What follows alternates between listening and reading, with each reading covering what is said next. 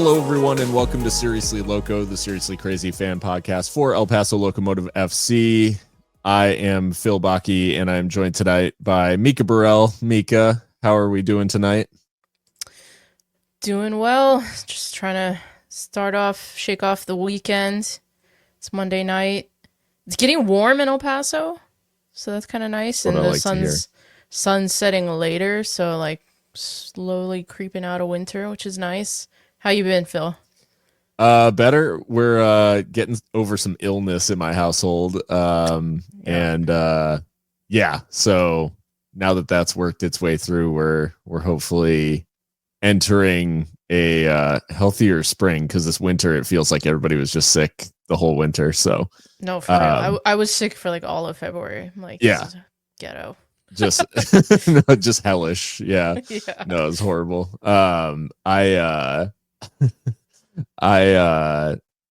and this weekend, not one to shake the rust off really, or help shake the winter off, as Locomotive falling in the Derby again. But before we get to talking about the Derby del Camino Real, we'll talk a little bit about the first ever Open Cup win against Harpos FC, and then we'll talk a little bit about USL's big news from this past week. But before we get started, if you are finding us for the first time, welcome, and you can find us on all the big podcast platforms. You can find us on Twitter. I'm gonna be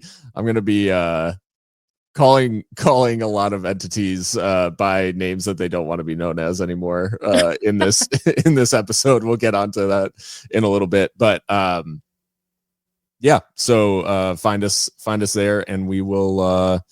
We're back with episodes. We would have done a watch along of the Derby, but these early kickoffs are ridiculous. And the bad news I'll share up front is there likely isn't going to be a watch along for Hartford on Saturday either, because that is a noon kickoff Mountain Time. Yeah, that's on insane. Saturday, which That's is crazy. just wild. And should be illegal. So I don't know. Anyway, Mika, I mean, first ever Open Cup win for Locomotive. We'll start with the positives. So on Wednesday at Southwest University Park, Locomotive facing off against Harpos FC. And we talked about the fact that, you know, they're in the first round by virtue of their poor league finish last year, but took care of business in a pretty emphatic way with the 5-1 victory over Harpos. Is it just one of those where it's like, hey, you beat who's in front of you, and we got this Open Cup sort of monkey off our back? Yeah, I think you can't read a whole lot into this result, with all due respect to Harpos. I mean, obviously we talked about, you know, their ability and kind of the seriousness of their side, despite being quote unquote amateur. But, you know, this was the first time we've ever faced opposition not, you know, in the professional game, not in the USL kind of setup. So the boys definitely took advantage of that. Really wasn't that much rotation. And Wilmer Cabrera said, you know, just because it's a cup doesn't mean we're going to like take it easy. We're going to take this seriously. And so as a manager who's won this competition before, I suppose we should have maybe expected that. Sure. But yeah, so a lot of, you know, names on the team sheet that you would consider first choice at this point who started the game, and we dominated them. I mean, 70% possession says it all, really. And yeah, the vast majority, I think the 3 out of our 5 goals were scored by defenders, which is kind of interesting. Yeah. But yeah, some interesting celebrations as well. I think they were just having fun, you know, and it was fun to watch, and we took care of business, and thank God, because it's been a long time coming. And I think most of the USL sides took care of business in these opening rounds. I think maybe like was Birmingham Legion maybe one that did not. Yeah. The unfortunate only USL championship side that did not advance out of the first round. Not a superlative you want to have. Yeah. And then all of the cup sets outside of Birmingham Legion who fell to USL League 2 Little Rock Rangers, which is a pretty serious team as far as League Two goes, like good following, all that sort of stuff. But all of the other cup sets and stuff happened to MLS Next Pro, I think, primarily. Farolito taking down Mark Lowry's Real Monarchs. Poor Mark. He can't get anything done in that competition. It's unfortunate for him, but El Farolito, that was, I mean, of all the games, that was the best watch of that lone fan waving an El Farolito flag on the far sideline for over 90 minutes. So yeah, no, it was a good result. But overall, Locomotive taking care of business. I would say the only thing in terms of like notes from this game is that I think there's probably there was probably something in the second half where obviously, you know, Locomotive were sort of out of sight by halftime, and it felt sort of done and dusted. They added another, you know, before Harpos got there. I think it was 4-0 when Harpos scored. Right. Yeah. Their one. So I would say, you know, Locomotive pretty much had distanced themselves, and the result was a foregone conclusion at that point, and maybe they dropped off just a little bit. But I would say that Harpos, like, there were moments in the second half where I was like, maybe they regret bunkering as much as they did in the first half, because I feel like they started to apply some pressure, and yeah, there were some changes made, but I don't think the lineup got much weaker when Locomotive made the substitutions, because they brought on Amando Moreno and among other changes of, you know, players you'd expect to see around in and around the team. So that was number one. I think Harpos maybe could have gone for it a little bit more, and maybe would have seen something different. But the other aspect of this being that with all those goals being scored by defenders, I was a little concerned that maybe they were just sort of emphasizing their physical, the golf in physical class over a, you know, what is essentially a Sunday league team. Like, bullying them on corners is not necessarily like the, you know, tactical sort of and more sort of free flowing just passing around and creating tons of chances from open play. Like, not to say that we didn't create chances, because we certainly did, but I think I was expecting a little bit more in terms of creativity. And I think honestly it was maybe symptomatic of what we'll talk about later with the New Mexico game. But for the team coming out of Phoenix, you know, out of that Phoenix match where it was like goals galore, I was kind of hoping for them to, you know, they got plenty of goals, but it just felt like they maybe were getting them from their physical advantage over Harpos versus the technical advantage, which also sort of should have been extremely like evident, and I think was for periods of the game. Yeah, I think that's fair. I am a little annoyed not to get the clean sheet. Sebastian Moramora's club debut. Yeah. Really, he wasn't asked to do anything. Yeah. But he didn't make a save. Yeah. So he does let the De Boer, I think was his name, Baptiste De Boer. I don't know if I'm saying that right. Who scored in the 65th minute. So whatever, I'm nitpicking, but I mean, obviously I'm happy for us to go on to the next round. It's kind of, for sure, it's weird to like still have Open Cup to think about. And right. we take on yet another entity that you will be dead naming shortly. Yeah. Yeah. Ventura County FC. You cannot hide. This is LA Galaxy 2, just operating under a different name.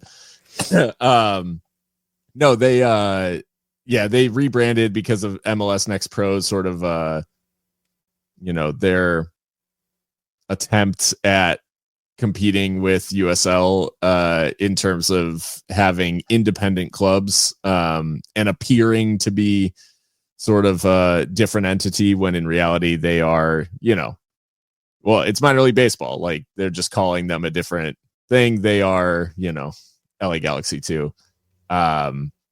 So that being said, there's priors between Locomotive and LA Galaxy too. So even though they'll be wearing a different, crest and a different shirt, this is a matchup that has not been exceedingly kind to Locomotive over the years. True. I think one of Mark Lowry's worst defeats ever came away to LA Galaxy 2, and the game will be 5-1, 5-0. 5-0, I think. Cursed. So yeah, I think this is an interesting one. And away in California, unfortunately, I was hoping that we would get a home draw again, but I guess maybe the hope now is try to get into the third round. And I would say, at that point, you're looking for, we probably got to beat a USL championship team at some point to get a shot at an MLS side, which, this club has never gotten the chance to do. Now that would be weird. I mean, Real one step Salt at Lake. a time, but Is Real Salt Lake? Oh no, Real Monarchs were in. The dream is a Diego Luna return. yeah, We'll maybe talk about him a little bit later as well. But yeah, so that'll be it. It makes for a very interesting next week in terms of Locomotive away in Hartford next Saturday, Wednesday in Carson, California, and then back in El Paso the following Saturday in a 3-game week. So challenging travel schedule for the lads. Has Southwest Airlines new bag policy come into effect yet? Because if so, that's nasty work. Because bags fly free, but I don't know if that's. I hope that it's still in effect, but otherwise, that's gonna be a very expensive week for the boys. Gonna be coughing up bag fees. So yeah, it'll be interesting to see. But talking about like tiers of play and all these sorts of things, league systems and everything, USL dropped a bit of a bombshell last week by announcing that they are going to be starting promotion and relegation along with the advent of, well, I think it's so far being called USL First Division or whatever, but I think it's going to be called USL Premier if I was a betting man. But that'll start in 2028, and in that first season, they are going to introduce promotion and relegation between the divisions in USL. At Herbie Taylor 73 on Twitter asked just reaction to the promotion and relegation and the potential for forcing a new stadium based on the professional league standards that are set out by US Soccer. So participation in this first division will likely be contingent on having a soccer specific stadium. And Locomotive obviously absent that at the moment, but initial reactions, I guess, from you, Mika, and then we can maybe hear from Wilmer, because he also commented on this. Yeah, I mean, it's obviously extremely exciting. Still a little ways away, which I think they're going to start in the 2028 season, if I'm not mistaken. So still some time to kind of wrap our heads around what this means, right? And also for the clubs to prepare and for the leagues to prepare, for the logistics of this, because while it's extremely exciting and it will set them apart from, MLS and the rest, as far as the United States is concerned, I'm sure there's just a ginormous amount of planning that has to go into actually implementing this, and so that's going to be really fascinating to see. But as someone who, outside of supporting Locomotive, I watch leagues that have promotion and relegation and always have. It's about time, I think. And I think it'll be great for competition. I think it'll be potentially very interesting when it comes to investment. If we see folks trying to, get in on the action, get in on the ground floor, if you will. So yeah, I'm really excited. I found it fascinating that it was a super majority vote. The way I Yeah. understand it is that the League One clubs and the championship clubs each voted, but I don't know if them together had to make up a supermajority or if they had to have respective supermajorities. I'm not exactly sure, but I was Yeah. told that they both had their own votes. And trust me, I tried to find out how Locomotive voted, but I could not torture that out of anyone. But there might be a statement maybe from Alan Ledford forthcoming. We'll have to see, wait and see about that, because I think, I mean, it would just be fascinating to know, right, where our ownership stood on the issue. But because I mean, some owners did go on the record saying that they were in favor of it, but ours conspicuously did not. So, as for forcing a new stadium, yes, I mean, of course, there's those rules regarding, you know, top flight football and having X amount of seats, I guess, per stadium, if I'm not mistaken. Yeah. And right now, I think only like 4 stadiums meet that requirement in the USL system. So, you know, it's a question for us, but a question for a lot of folks, Yeah. as far as getting in compliance with that. I would imagine there'd be some kind of special dispensation if that's not fully accomplished by 2028. But as for Locomotive itself, I mean, as we know, the lease that the city of El Paso and Mountain Star Sports Group has does contemplate, you know, it has a clause in there about possibly Mountain Star developing a soccer specific stadium for USL Play in the future. So it's not to say that they haven't thought of it, right? Obviously they have. And you can just Google that lease for yourself and read it. But as for actual like news on any development, none that I know of. Yeah. You know, I think politically and economically these times are kind of fraught, so we'll have to see, you know, how that comes to pass, if it comes to pass. But yeah, I hear a lot of folks on the internet saying, you know, it's a requirement, and to me it's just like, that's such a huge requirement though that I don't Mhm. think you can really enforce that unless you make the quote unquote punishment relegation, right? I Right. don't know. We'll have to see how that plays out. I certainly hope for our sake that we are gonna move on a stadium at some point, but it's just there's just so many moving parts. Yeah. The sanctioning question with US soccer is a bit of the question mark as well, of like how many waivers can they get and Mm-hmm. still get sanctioned at a D1 level. And I think there are certain teams that they are banking on being a part of the first season of that new first division to secure that sanctioning. Mm-hmm. And then they're probably relying on the sporting merit, like FIFA bylaws aspect of continuing to be sanctioned, despite the fact that they may have some of those stadiums relegated out of the first division. So yeah, it's a tough question. It's also tough given Gianni Infantino is seemingly like absolutely obsessed with MLS. And Right. so who knows? But yeah, I think you could say there's still a lot of time in the sense that like we are talking about 3 full years from now.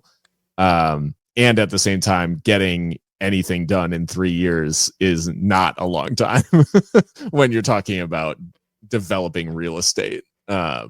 So yeah, there's quite a bit of work to do. I don't think there's going to be anything like imminently happening. And if there was, you'd almost certainly be hearing rumblings of it in El Paso circles. So yeah, nothing there. But Wilmer had his say. Mika, you asked him a question in a press conference regarding USL's announcement, and we're going to go ahead and hear from Wilmer now. I think it sounded really, really interesting because that will open opportunities and possibilities. and obviously, the competitiveness among the more teams and possibilities, not only to participate in the league, but also understanding that if you perform well, you can move up, and if you don't do well, you go down. Is something that it happens all over the world, but here. So I think it sounded really interesting. I imagine they're trying to um, plan and organize how, because it's all about the possibilities, financial possibilities, and uh, equal efforts in terms of the possibilities for everyone that participates in these type of leagues. That you know if they're they're ready to do it, they have the facility, they have the stadiums, they have the fans, they have the team, and they have the budget. And so I think USL, it will be incredible successful. But yes, it sounded really good. Let's see how they're gonna try to develop and how they're gonna incorporate all the teams in that aspect. So, a couple of interesting things about what he said, but Mika, what struck you about Wilmer's response, particularly in his response to USL announcing this news? Yeah, I made a point to ask the question because I just really wanted to hear from someone who's been in this league for so long as a manager, right, and has seen it all, really. I mean, I think it's pretty obviously a measured response, right? I mean, he doesn't go too far in either direction of like, oh, this is terrible or this is going to be amazing, right? I think he's hedging a little bit, saying it's quote interesting, right? So I think he's trying to be measured about it, and it's almost kind of like I would like to see it kind of thing. Because again, Wilmer has been around for a long time. He's seen a club he's managed before fold, right? He's seen a lot of stuff.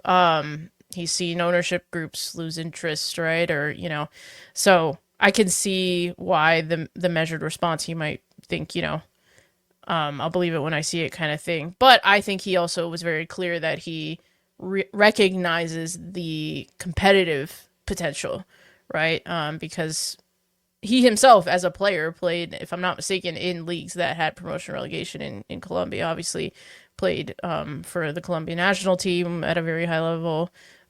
So he's used to this, and he made that point of like everyone in the world does it but us. Yeah. So, yeah, I mean that's what I took from it, is just measured. But what'd you make of it, Phil? Yeah, I mean, similar takeaways. I think obviously no one really knows yet what it looks like. Like, they talked about implementing it, and there are very different approaches to promotion and relegation depending on what league system or country you're talking about. We have the 3 down, 3 up in England. Would they do something as aggressive as that, where I'm not saying it would be 3, because as a percentage of the league, that would be way too much. But like, will it be 2? Will it just be a single team? Like, 1 up, 1 down? Will it be 2 and, a 1 and a playoff? Like, how are they going to handle it? How are they going to handle playoffs in general? Because we still utilize a playoff system to determine league champions. And if you use a playoff system to determine promotion, that can be a little bit of a perverse incentive, basically, of like not rewarding the best team with promotion and all those sorts of things. And it's like, oh, does the supporter shield winner gets promoted and the playoff like champion gets promoted, who knows? Like there's plenty of questions. So it's hard to judge, I guess, like what exactly, I think it is interesting because there's so much that we will still need to see about how it's going to work and what it actually means. And I think the question marks for USL, because I think right now it is the professional levels are going to do promotion and relegation. And the question then becomes like, would you ever connect USL League 2 into this like promotion and relegation setup where you could have clubs that are maybe semi-pro or amateur, like win their way into the professional ranks, similar to, how it works in other countries. Wrexham, I guess, being the like easiest, like culturally relevant example.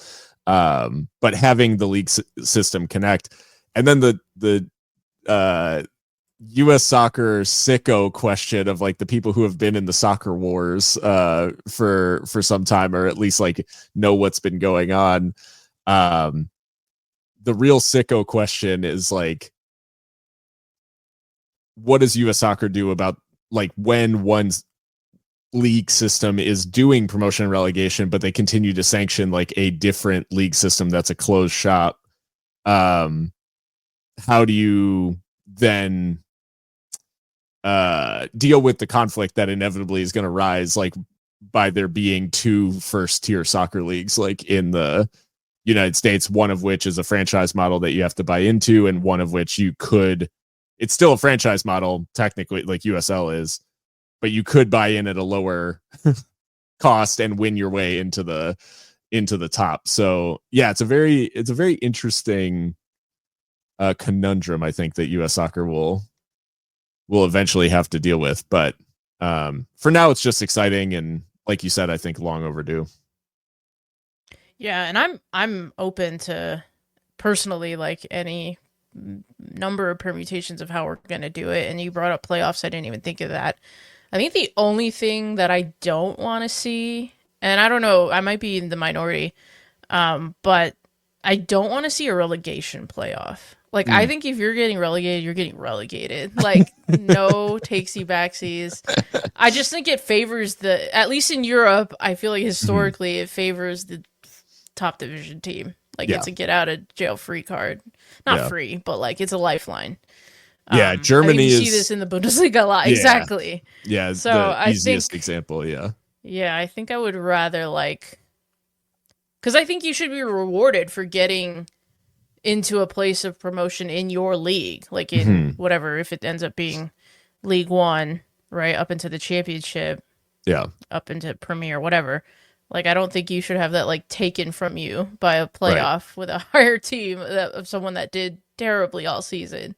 Yeah. But I don't know. I could be in the minority on that, but I do prefer the English approach in that if you're gonna do a playoff, to just add some more sort of like stakes and excitement at the sharp end of the season.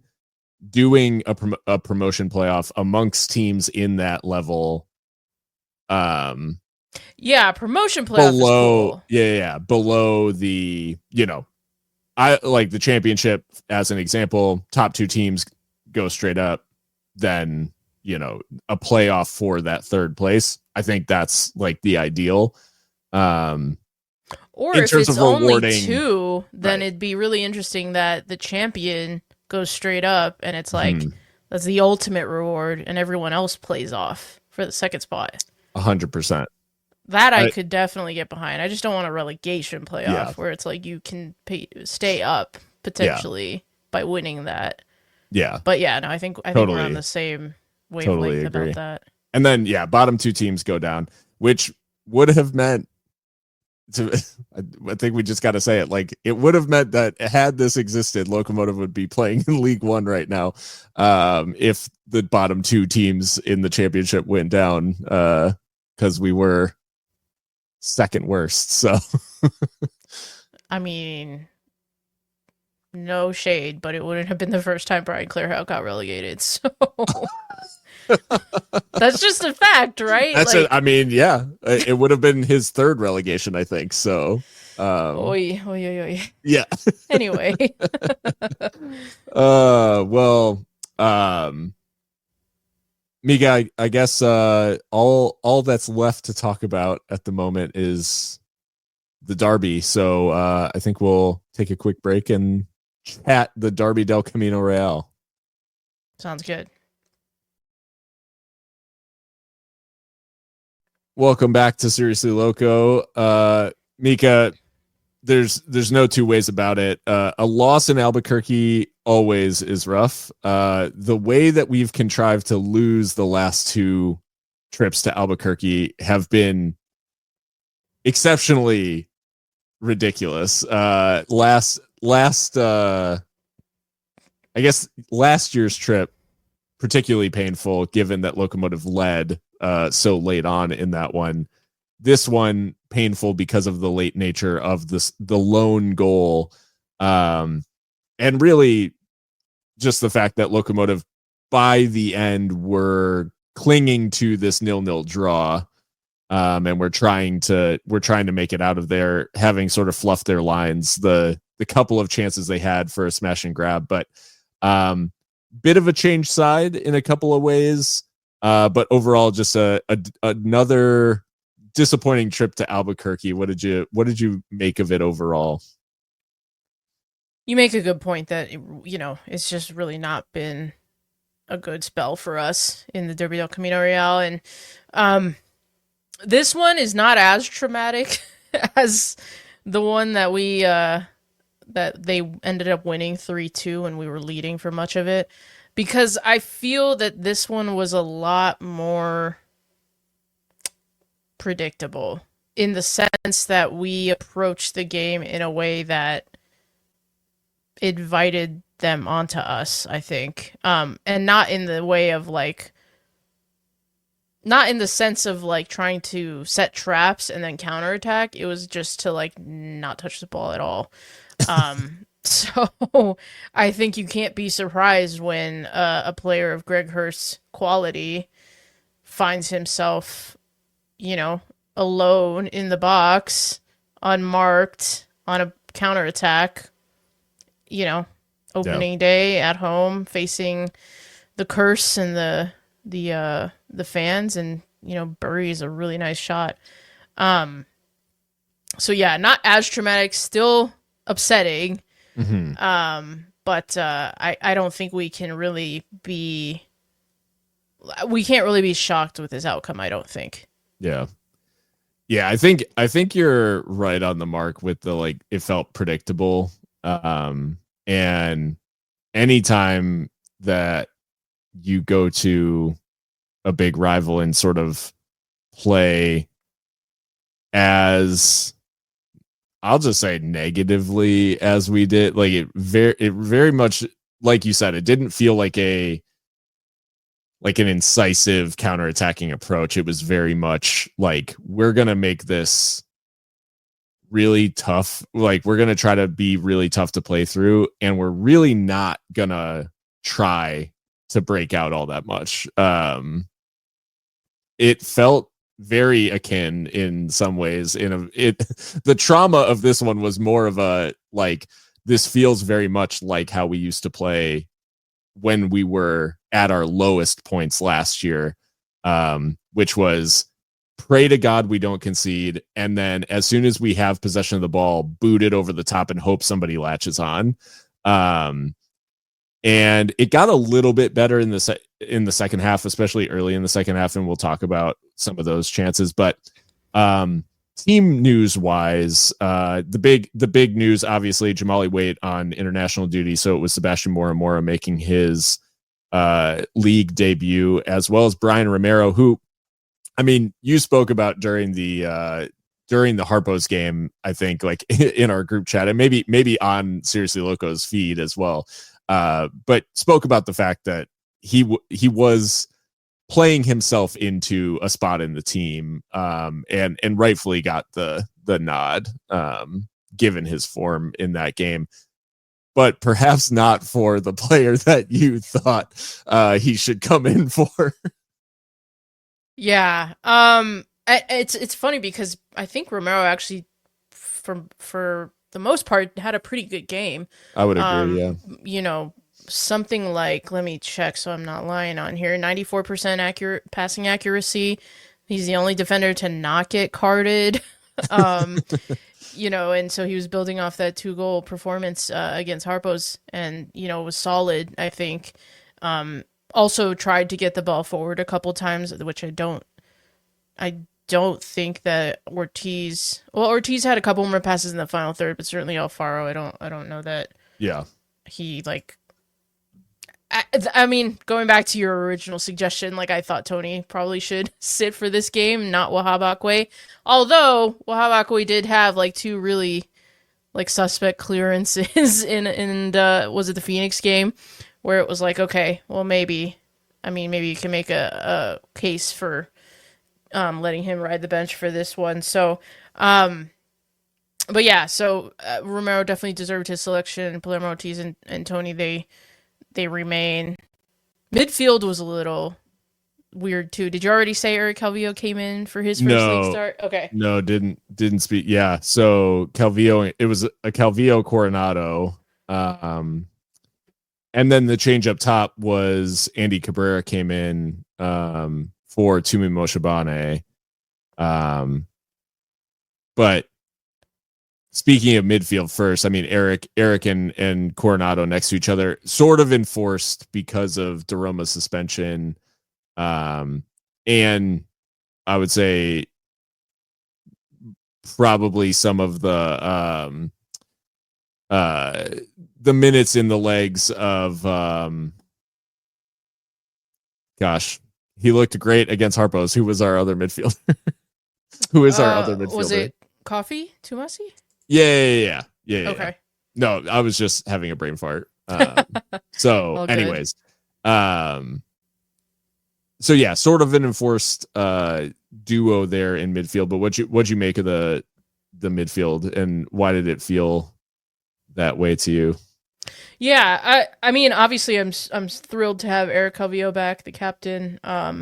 Give a little continuity to this side. You know, had 45 minutes against Harpos and looked sharp. So, and I thought for the most part he had a good game. A couple of times where he was trying to take the ball off the defense and the play didn't work out, but for the most part, I felt Eric was trying to make things happen. Andy Cabrera Jr. starting, like, the more that I think about it, the more that I don't remember any times that he has started and impressed. I think he's come off the bench and looked more lively. Yeah. And so substituting him for Toomey, I felt just it didn't help us link play, if that makes sense. Because I feel like Toomey is like sort of a 10, like behind the 2 strikers, whoever that happens to be. Yeah. Lately, it's Beto Avila and Armando Moreno, and I don't know that Andy is that player. Not a banner day for him. He's subbed off at 76 minutes. Coronado too. Yeah, not to pile on, it should have been a lot earlier than that. He was, I mean, it just. I mean, there had been a point where at like half an hour he had like 5 touches or something, right? Like, yeah, I think in the entire first half he had 5 touches, which is just not acceptable. Yeah, at all. There were a couple of different sources which rated him. I mean, he was the lowest rated Locomotive player on FOTMob. He's the lowest rated player in the like goals added ratings on the USL stat account that I've cited before. So just like by many metrics, he just did not have a good outing. And it was notable, I think, just to highlight the reason that it's like not trying to dig out Andy specifically, but to say that I think it highlighted Toomey's importance in this side, because what he did particularly well against Phoenix and was very, very noticeable was being able to link play as that sort of false 9 to allow Beto Avila and Armando Moreno to take up really good forward positions and receive the ball in the way that, in the manner that they want, which I think is why our output was so good against Phoenix. And it can sound a little bit oversimplifying to say we took out this one player and now it doesn't work. but I do think that Toomey and Andy are very different profile players. And Andy just wasn't able to. I think what they did is they put Andy out on the right-hand side and moved Beto back central. And for whatever reason, Beto in that straight up whatever. I mean, I guess it's a false nine. I don't really know how to characterize it 3 games into the season, but that role, Beto does not play particularly well. I think he enjoys having a little more space out wide and being able to like roam a little bit more. He definitely has like that Josue Aron Gomez, like we saw against Harpos, like he can finish from narrow angles. He's got good technique, like from different shooting areas. So being central and dropping a little bit deeper doesn't really like suit him.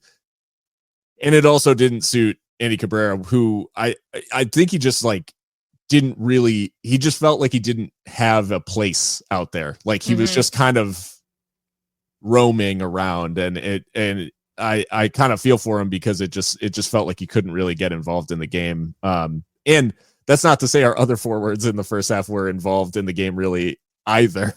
He just was notably not involved in sort of any material way. And I think it again highlights just how important Toomey is to the way that we try to attack. Yeah, I mean, should we get on to the first half? Because I think we could probably sum it up pretty succinctly because it was awful watching. Terrorism. Extremism. Yeah. This was I think I could say I think we can honestly say that this is one of the worst halves of Locomotive football I've ever watched. Not from a Locomotive perspective. We've played way worse. But in terms of just pure entertainment value, I don't think that there's been one that like there's not one that springs to mind in terms of nothing occurred for 45 minutes. Like they technically played the game and the clock ticked to 45. And that is about like the extent, with the exception of one very, very good save from Sebastian Moramora. There was not really much of note. Like even New Mexico United were also poor. Well, yeah, I first of all, I completely agree. I think there was just like nothing doing really, no shots, no threat, no ball possession. New Mexico United, I think they, if anything, will be disappointed by this first half because they were playing this sarcastically high line, anchored by 34-something-year-old Kalen Ryden. Yeah. And you would think if you're going to be taking that risk that you'll be peppering the goal. And they did not do that either. No. So, I mean, yeah, you brought up the one highlight of the first half in the 34th minute. Fantastic sprawling save from Moramora on Nascimento, the new Brazilian forward for New Mexico United. He's played in really cleverly, but Moramora reads it all the way, and it's really good goalkeeping from someone who really wasn't tested at all against Harpos. So fair play to him in such a big game to make that save. But other than that, this first half can be deleted from the archives, and I think we'll be just fine. But you talked about how high New Mexico's line is, and I'll go to the USL stat. So I mentioned the pass maps in the past, showing average position, and New Mexico United's their line was so high, in fact, that the average positions of their central midfielder, like of Jabang, was actually deeper than their center backs. I mean, that checks out. And I think what really like chaps my hide is that Kalen Ryden, like FOTMob gives him man of the match. And it's like playing a line that high and he gets man of the match. It just, it pisses me off because there was an opportunity to exploit this and we just didn't. Yeah. And now that I think about it, and this is a question that will probably come back at the end of the discussion, is just like, I'm still in two minds of like, were we just cowardly and negative, or were we trying to really protect a backup goalkeeper who is making his debut in a derby on the road, who ended up actually being one of our better players? I don't know. Because I just don't know what the explanation is for how we approach that first half, because it just beggars belief. So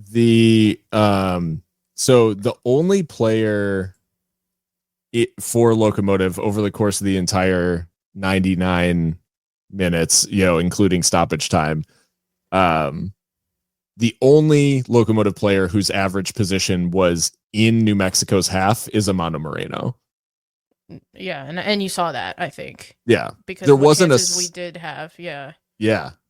So that that to me does suggest that while New Mexico was absolutely camped in our half, and I get some of it is we let New Mexico have this sort of, and especially in the first half, okay, you can have as much possession as you want. Who cares? Because you're not doing anything with it. And that's all well and good, except like if you're not then offering anything on the counter, especially like you said, with the high line, and they're never feeling any sort of threat, then it's like, okay, well, they're just going to continue to crash against you.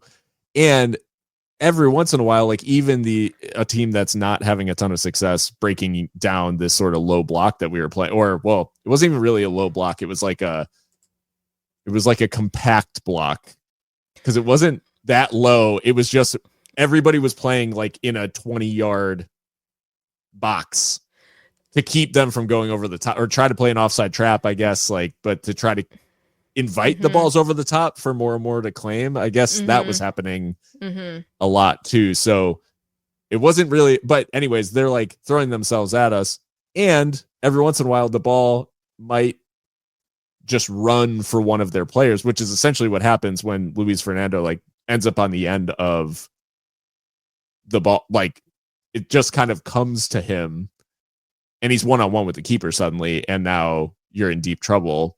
And I think, what eventually ends up happening, it's sort of why it felt inevitable, because we just weren't offering enough to keep New Mexico honest, where they were just going to keep going, even though it wasn't particularly effective for most of the 90 minutes. Right.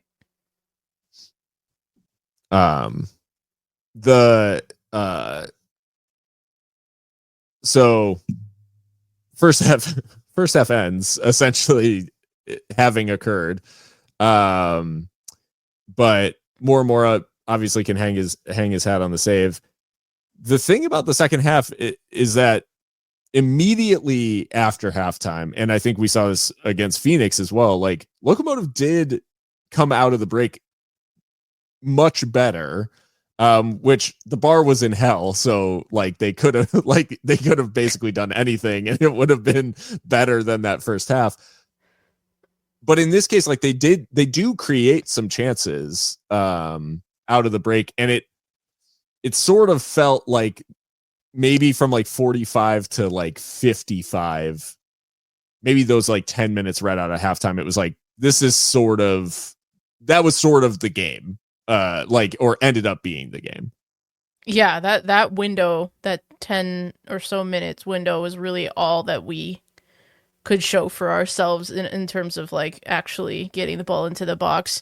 I mean, Avila has that chance basically one-on-one. There is a defender inside, but one-on-one with Tabakis, and he can't, put it past the Greek. Then he has that second chance immediately on the corner where he's completely unmarked, almost like mirrored what Greg Hurst ends up putting away. Yeah.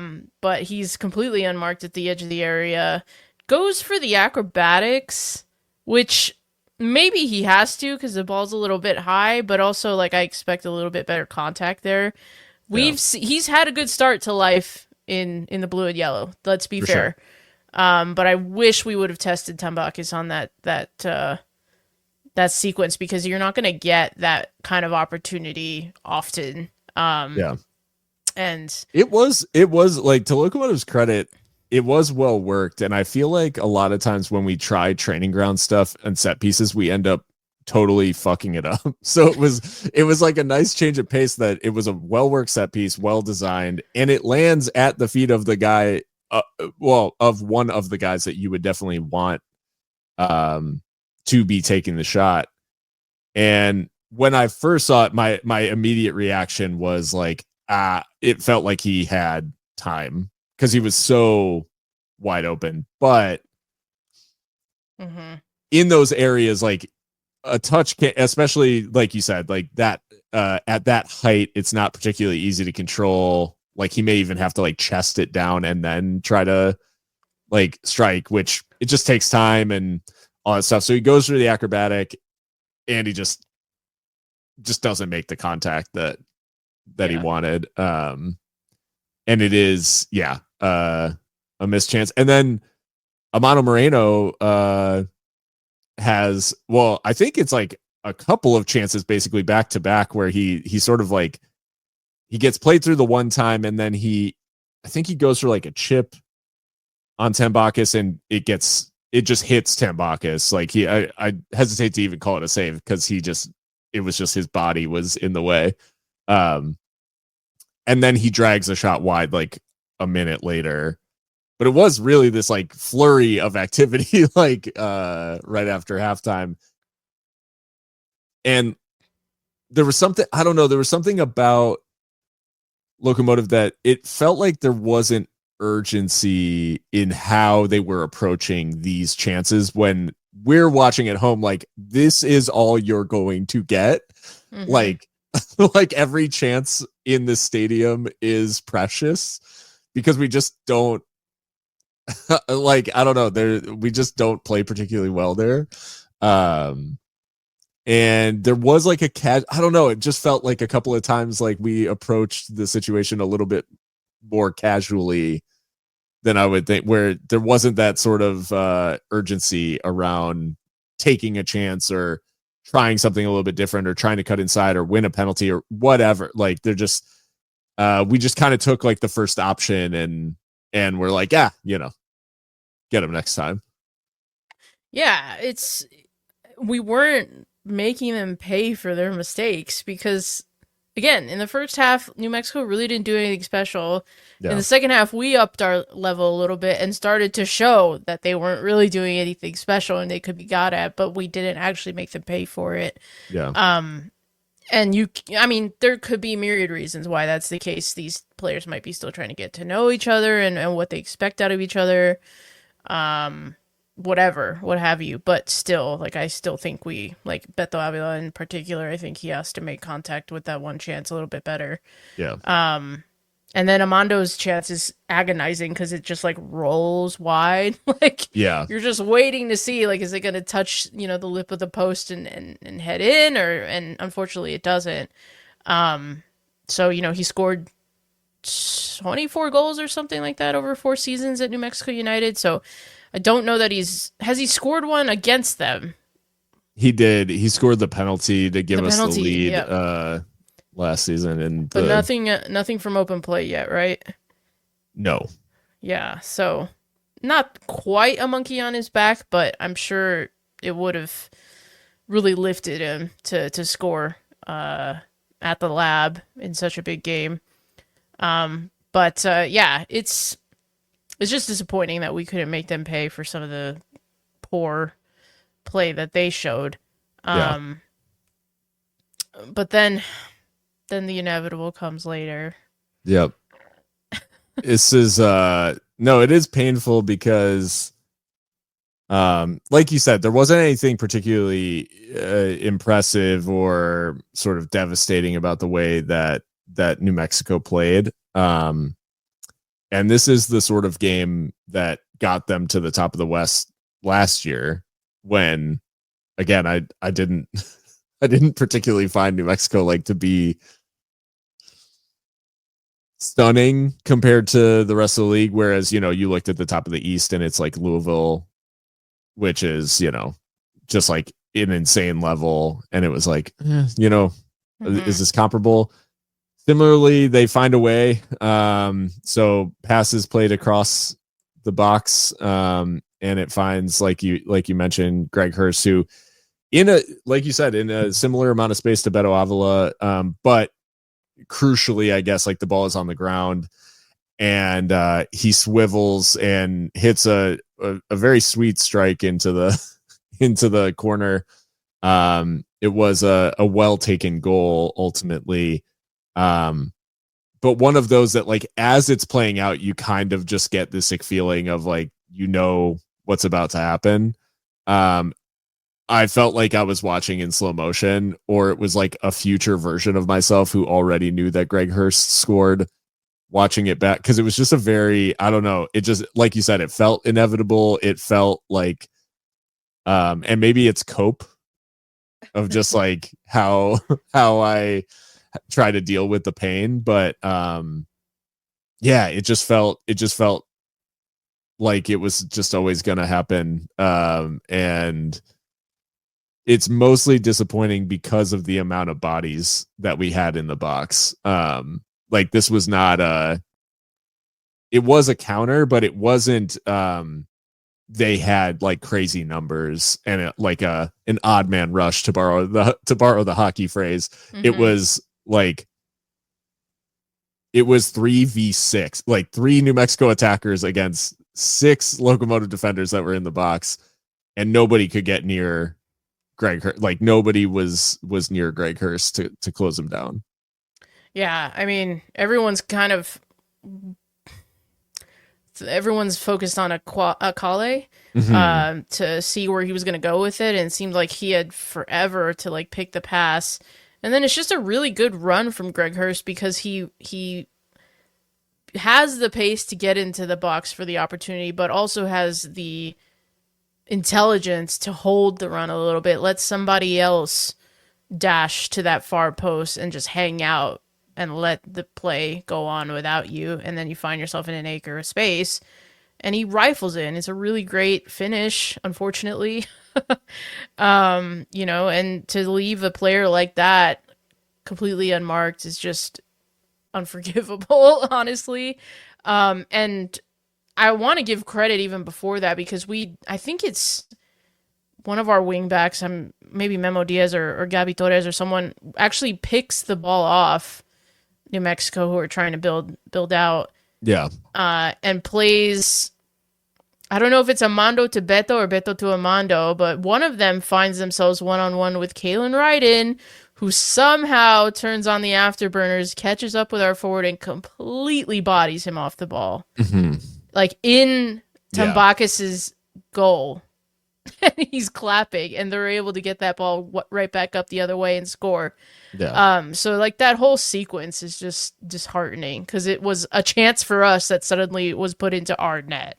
Yeah. And again, Kalen Ryden, like, for all my slander of him being old and slow, he's still a class defender, and he did really well to stop that chance to fairly body the Locomotive player off the ball and play it right back up to his streaking teammates, who, like you said, it wasn't an odd man rush, if you will, because no one had joined the runner, right? With, on our side, and we were still pretty deep. But yeah, good movement from Greg Hurst, great finish, and that's all she wrote. It was, yeah, it's terrible. Like, this is, this is one of those where it's like, it always is tough to give up a goal in the 80th minute or later that almost certainly like decides the match. There is no team that I like seeing score a goal like that less than New Mexico United, and to do it at our expense is just terrible. Yeah, brutal way for it to go. But like you said, it's sort of, you reap what you sow, and unfortunately, like the approach that Locomotive had for most of the 90 minutes, like barring basically 10 minutes where they were well on top, and you could argue, and actually in XG terms, Locomotive out XG New Mexico United, albeit by a slight margin, but that is the maybe the more sickening part, is that for all the ball, they actually technically created less than us. Yeah, just a terrible way for it to go. And we couldn't make any of our decent chances count. insult to injury towards the end. Daniel Carter, who had subbed on towards the end, there's a coming together between him and I can't remember the United player who was I think over. it was Seymour. Oh yeah, it could have been Seymour. They get tangled up, and Daniel Carter is sort of like on the ground with his feet up, and Seymour is like draped over his feet. And well, to be fair, they're sorry to cut you off, but first Yeah. they're contesting an aerial duel, and I think Seymour does kind of like elbow him right between the shoulder blades, and Yeah. goes down. But then, yes, continue. Yeah, so then Seymour's like on like over like trips over him, and Daniel Carter doesn't like that he's sort of like on top of him, so he just kicks out and basically I don't know, like throws him up, like basically tries to like throw him off of him with his feet, his studs. So obviously not viewed in a very positive light by the officials, and he's sent off for violent conduct. So Yeah. red card for Daniel Carter, and one of those where it's like especially in a league without VAR, the instigator and the responder, you know, you used to see all the time where it was like it was never the instigating offense that got the sending off, it was always the response. And so Daniel Carter, despite the fact that maybe he gets a sore challenge from Seymour, was always going to see red for doing this. You can't do it. Yeah, and again, having just come on, like not even 5-10 minutes earlier, it's just a bad look, isn't it? I mean, Yeah. you're already down. You're presumably you're a striker. You're on loan. You are given this opportunity to maybe change the game for us. And I think he did get an assist on opening night, if I'm not mistaken. So, you know, did come on and make a difference there. But to then do that, he's 21. He's not a child, right? Like you kind of, surely you know better. And you can't get rattled like that in a derby, in any game really, but especially in a derby. Yeah. Which I thought was a pretty like clean affair for most of it. Oh, for sure.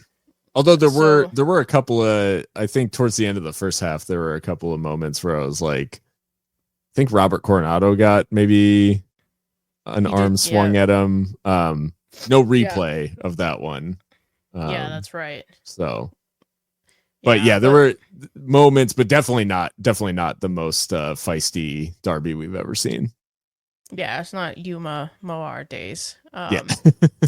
But yeah, it's disappointing from him, and you know, having we get so many red cards. It feels like Jerome is suspending for this one. Now Carter's going to be suspended for the next.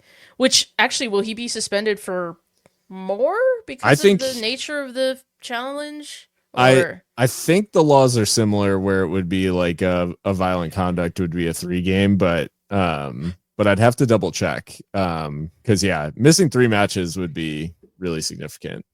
Yeah, so it's disappointing. He should never do it. Stupid.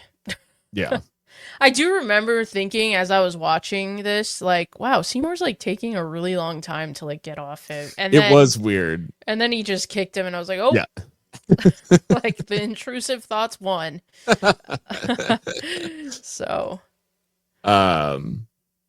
as far as takeaways from this one, we did get a question from @NickGo11 on Twitter. Do you think we find an extra gear this year and actually win some of these games? Because obviously 2 draws and a loss, but we've been in all of them in the sense that, like, obviously we get a result out of the first one, are very unfortunate to to draw against Phoenix, and then lose this one late.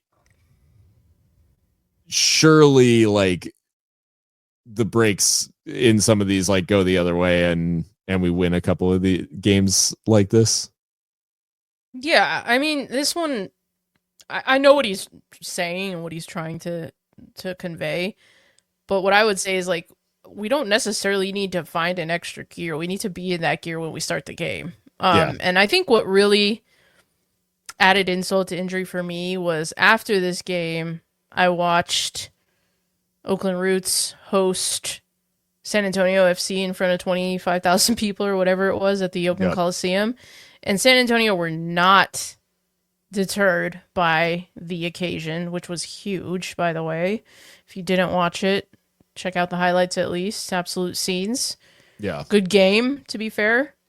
But San Antonio went and they imposed their game on Oakland Roots on the road in front of 22,000 of their own fans and came out winners. Yeah. With a manager it's his first head coaching job, if I'm not mistaken. Yeah. So surely someone as experienced as Wilmer Cabrera can conjure something similar, you would think. But yeah, I just, watching that game and having that juxtaposed against this, it almost felt like I would watch two different leagues, to be honest. Yeah. But yeah, I mean, there's no rule against taking it to the road team or to the home team, excuse me, as the road team.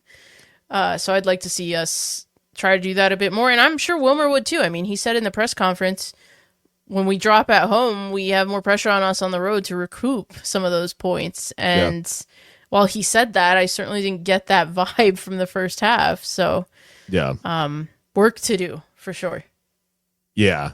And I wonder, I guess, like where the game plan comes from, because the idea that this New Mexico United team is deserving of that amount of respect, of like, we're going to approach them like we're playing, you know, prime Man City, like where we're like just going to hope and pray that we don't concede, when they demonstrated very early on that like they weren't capable of sort of what we were expecting, I guess. Like I don't know. I just, to me, this New Mexico United team is not earth-shattering, like I said earlier, and I thought we showed them like far too much respect. I would have loved to see us come out and like pressure them a lot more.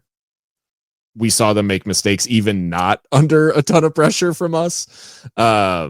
So if we had come out and actually pressed them early on, I'm not saying for 90 minutes on the road, that's crazy. But it just feels like there was an opportunity to be more aggressive and to not show them as so much deference at home, like be a little disrespectful. And I think we could have benefited from that. And then, you know, to just throw in, we're not going to do a full breakdown of or a full preview of Hartford, but, you know, with another road game coming up this weekend against an opponent that is, I mean, I'm just going to say not good. They have one shot on target in 2 league games so far this season. And their only win what so far is in the Open Cup to the New York Shockers. So hold up, this is the same Hartford Athletic that's like, we're going up. Yeah. Like when Pro Rel dropped, they were like, we will be there. Yeah.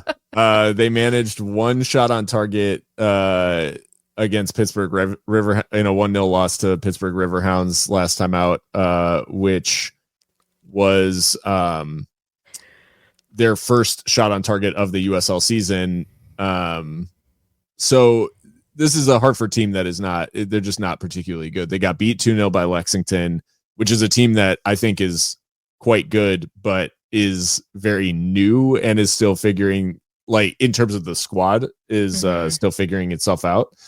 We don't really know what Pittsburgh is yet, but yeah. So what I'm concerned about is, from an analysis perspective, like going into the Hartford game with this like road approach. Like, I just hope this isn't our road approach, to your point. Like, this can't be the way that we approach every single road game. And particularly this Hartford team, like if we're sitting back and playing really sort of like defensive against a team that I think we are just straight up better than, Mhm. that will be worrisome, I think, to me. And I think the one other concerning thing, just to go back to Nick's point here, is that the longer that we know that the longer that they go without a win, the more of a thing it becomes. So I think it's just really important for this team to, like, whatever the gear is, whatever the style is, the tactic is, like, they just need to win, because last season went the way that it did because we just went months without win, and it just became more and more of a snowball effect of, like, every game they didn't win was like, okay, we have to win. The next game we have to win, and we have to win, and we have to win. And it's like, they just need to get the win out of the way before it becomes a thing that they're thinking about, because that's how seasons spiral into whatever the fuck we watched last year. Am I correct in thinking that we went away to Hartford, like 2 seasons ago when we were really dog shit, and we got a big result there, and that kind of like Yeah. gave us a little hope? Yes. I think Petrovic scored that night. Yeah, that's ringing a bell. I think that was during that really bad losing streak. If yeah. So, in other words, we can do it. We have beaten them at their place before. So, surely but I mean, you said it at the top of the show, though, that does kick off a week of like insane travel. So that's it's going to be taxing, and with the different like competitions and like suspensions and all this, like, I don't envy the job that Wilmer has to do to get this team going, but it has to be done. And I do think we need to win this game. Yeah. Well, I think that's enough about the Derby. Unfortunately, we've lost 3 of those in a row, for those keeping track. And, well, suffice it to say, I think payback is owed when New Mexico visits Southwest University Park in the near future. But Mika, before we wrap things up, we would be absolutely remiss without talking about the prodigy, the pride of El Paso, the adopted son of the Sun City, Diego Luna, assist for the U.S. men's national team in the third place game at the CONCACAF Nations League, and a player now being thrown around in terms of, in a high profile loss to Panama. Diego Luna was brought up, as the player that maybe Mauricio Pochettino should have involved earlier in the game to give them a chance at winning due to his creativity.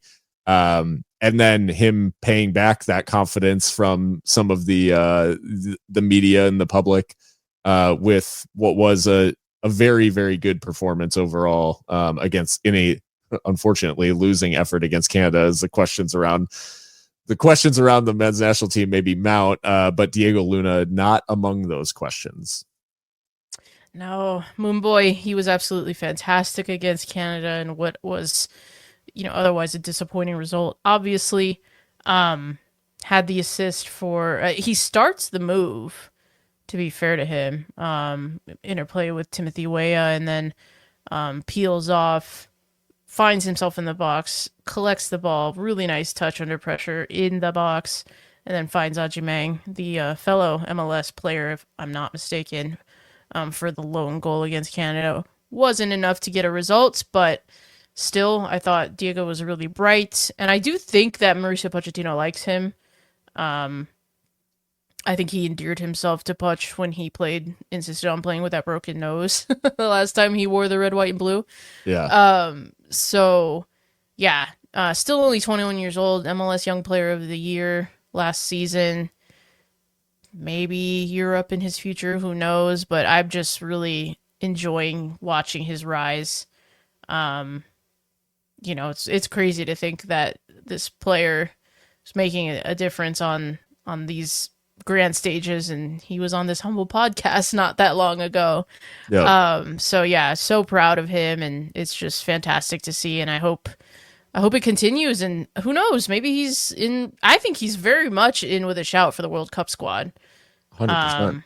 You know, and having, you know, being the host, that's just insane. So yeah, fair play to Diego. And yeah, really exciting things for him. Yeah. Just one of those moments, I think, that made it more real, where it's like, you know, him playing in MLS, it's a natural, you know, we knew that he was good enough to play in MLS. So there's nothing sort of shocking about watching him. I love watching him cook in MLS and like be, you know, one of the best young talents in the league. And I love that he's doing well. And there was something that felt much more sort of surreal and kind of next level about him, not just playing for the men's national team, but being in the conversation of players that should be in and around the team, and having a tangible influence on the game, and being basically the best player on the pitch, like in or at least the best player in red, white, and blue, which is just a crazy thing to think about for a kid that, you know, signed for Locomotive when he was 16 going on 17, and now, you know, 21 and thriving. So yeah, awesome stuff, and just really hope for the continued rise, because I think really the sky's the limit for Diego, which we've all known. But well, I did just get handed from the intern the Hartford Athletic game from 2023. It was August 26th. It was a 2-0 win in Hartford. Josue Aron Gomez scored in the 14th minute, and Petar Petrovic with a 69th minute goal to wrap up all 3 points for Locomotive, and it ended a 5-match losing streak. And I think it was 8 without a win. Yep. I just remember us going absolutely mental about that. 10 without a win. Oh my God. Yeah, it was my bad, double that. Like, yeah, what? brutal stretch. Well, it was 10 without a win and 5 losses in a row. Gotcha. So yeah, there was a handful of draws in there, and then yeah, so they won 2-0 against Hartford, and then, you know, did enough to sneak into the playoffs on the final day against Oakland Roots. But you know, yeah, so you were right in Petar getting the goal in Hartford. So hopefully it'll be you know, a similar story in that we can get out with I think a clean sheet would be extremely welcome right now, because the goal scoring for once is like not as big of a concern. And yet we've still allowed more goals than we've scored. So, right, you know, by 1, because we've drawn twice and then lost 1-0. So, so yeah, we've got our work cut out for us in terms of, you know, keeping our opponents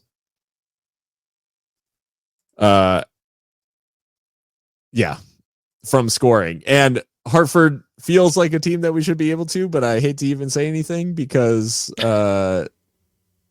they haven't scored yet. So this season. So yeah. Well, Mika, any closing thoughts as we wind up here? This is football related, but it's completely off topic. Today I learned that the number 1 FPL player right now is like a 57-year-old woman named Susan. What? Who she like takes notes with pen and paper. She's been playing for like 3 years now. She's currently ranked number 1. And that before she brought Bruno Fernandes in last week, she didn't know who he was, apparently. What? So just for all the serious My local kinda listeners that are still in the FPL league and paying attention, just know none of us are beating Susan. So No, that's crazy. I just thought that was funny and had to share. That's really funny.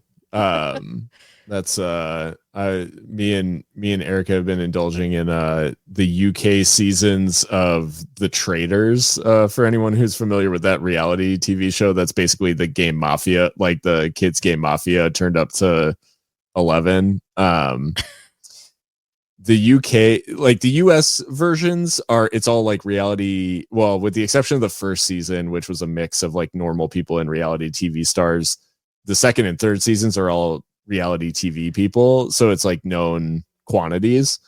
The UK seasons are just randos. Like there's no famous people. And it is pure cinema. It is amazing. Because these people are genuinely like having mental breakdowns. Nice.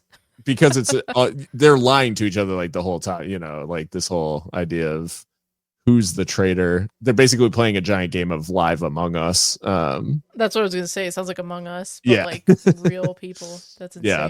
And so it's wonderful. But the UK version, I'm now picturing Susan, the FPL player, just like cleaning up on the Traitors UK. So that's wild. And to think pen and paper was the thing keeping me from succeeding in Fantasy Premier League. I am jealous of her though. I also wish I didn't know who Bruno Fernandes was. I almost don't know that I buy that, but I mean, yeah, that's Susan Clark, the GOAT. Wow. Shout out to Susan. Well, thanks everyone for joining us today. We'll be back after Hartford. Well, maybe after the Open Cup. I don't know. I guess we'll play it by ear. We'll see what happens in Hartford. And we may come back sooner than later, depending on what goes on. But if you've enjoyed, just a reminder to rate and review the podcast and subscribe on your favorite podcast platform. Just helps us find more locos. And until next time, hope everyone stays safe and well and stay local.